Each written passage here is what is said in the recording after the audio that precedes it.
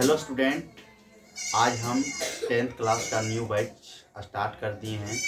तो आज का पहला सेशन है प्रकाश का परावर्तन, जो कि भौतिकी में आता है। तो आज हम आप लोगों को प्रकाश के परावर्तन के बारे में बताएंगे, टाइप बाय टाइप करके पढ़ाएंगे, बताएंगे और आप लोग को समझाएंगे अच्छी तरह से। तो चलते हैं बोर्ड पर। तो यहाँ पर आपको लिखा गया कि प्रकाश क्या है। प्रकाश क्या है? प्राकृतिक का वैसा स्रोत। प्राकृतिक का क्या है? वैसा स्रोत जिसके सहायता से हम किसी वस्तु को क्या करते हैं उस देखते हैं। यानी कि जब वस्तु पर प्रकाश की किरण पड़ती है तो उसी के सहायता से हम किसी वस्तु को देख पाते हैं। तो उसको हम क्या बोलेंगे? प्रकाश बोलेंगे। जैसे इस तरह समझाते हैं थोड़ा सा। मान लिया जाए यहाँ सूर्य है, थोड़ा सा सूर्य है, ठीक है। और यहाँ पर कोई वस्तु है, ठीक है। मान लिया जाए एक कॉपी है, कलम है, कुछ भी है, वस्तु है। तो यहाँ से क्या हुआ? प्रकाश की किरण आ रही है।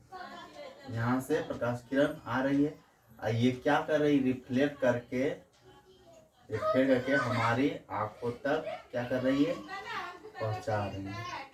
मतलब कहने का मतलब ये है कि प्रकाश की किरण वस्तु पर पड़ती है, अब वस्तु से टकराकर हमारे आंखों तक आती है, तब हम वस्तु को देख पाते हैं। जैसे कि आप अंधेरे में आपको कोई वस्तु को बोलेगा लाने के लिए, तो आप नहीं ले पाए। क्यों? क्योंकि वहाँ पर लाइट नहीं है, प्रकाश नहीं है। प्रकाश का रिफ्लेक्शन जब तक नहीं होगा तब तक हम वस्तु को नहीं देख पाएंगे, ठीक है।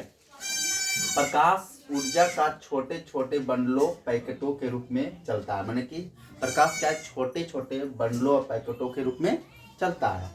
प्रकाश के इन कणों को हम फोटोन कहते हैं। क्या कहते हैं? प्रकाश के इन कणों को हम क्या कहेंगे? फोटोन कहेंगे, ठीक है। प्रकाश का खोज सबसे पहले न्यूटन ने किए थे। तो इसके बारे में हम आपको बता दिए, प्रकाश के बारे में बता दिए। अब क्या है? किरण। प्रकाश में क्या है? किरण रहता है। मतलब कि प्रकाश तो है लेकिन उसमें किरण है। तो किरण क्या है? दीप्त वस्तु मत इसको हम पढ़ाएंगे आगे, दीप्त वस्तु के बारे में बताएंगे। दीप्त वस्तु से प्रकाश निकलकर जिस रेखा पर गमन करते हैं उस किरण को हम क्या कहते हैं? उसे हम कहेंगे किरण कहेंगे। मतलब कि दीप्त वस्तु से प्रकाश निकलकर जिस रेखा पर गमन करते हैं उसे हम कहेंगे किरण। किरण 3 प्रकार की होती है। किरण कितना प्रकार की? 3 प्रकार की। अपसारिक किरण पुंज, अभिसारिक किरण और समांतर किरण, ठीक है। अपसारिक किरण पुंज क्या होगा? वैसा किरण पुंज। अपसारिक किरण पुंज क्या है? वैसा किरण पुंज जो किसी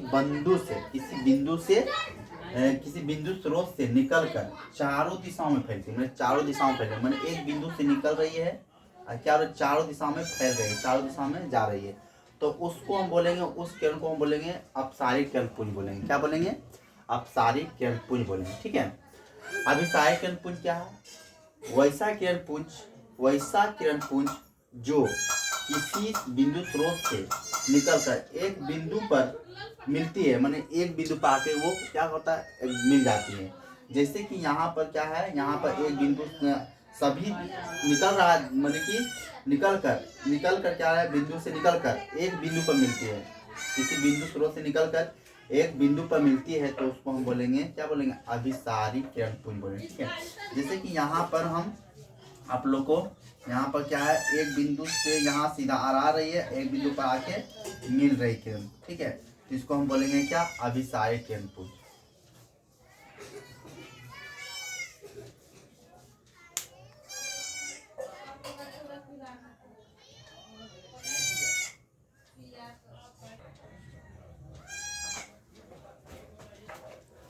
अब यहाँ पर क्या है? समांतर किरण पुंज। अब सारी बता दिए, अभी सारी बता दिए, अब आ गया समांतर किरण। समांतर किरण पुंज क्या होता है? कि वैसा किरण पुंज जो एक दूसरे के क्या होता है? समांतर रेखा में गमन करता है। गमन करती है, माने समांतर रेखा में गमन करती है। समांतर रेखा में, यहाँ पर रेखा कर देते हैं, रेखा में गमन करती है, उसको हम बोलेंगे, क्या बोलेंगे? समांतर किरण पुंज। ठीक है। तो आपको हम टाइप 1 में, टाइप पार्ट 1 में हम आपको बता दिए प्रकाश के बारे में, किरण के बारे में और किरण के प्रकार के बारे में बता दिए। अब आगे हम इसका जो ना भाग 2 लेकर आएंगे, पार्ट 2 लेकर आएंगे। तो मेरे चैनल को सब्सक्राइब और लाइक और शेयर कीजिएगा। धन्यवाद।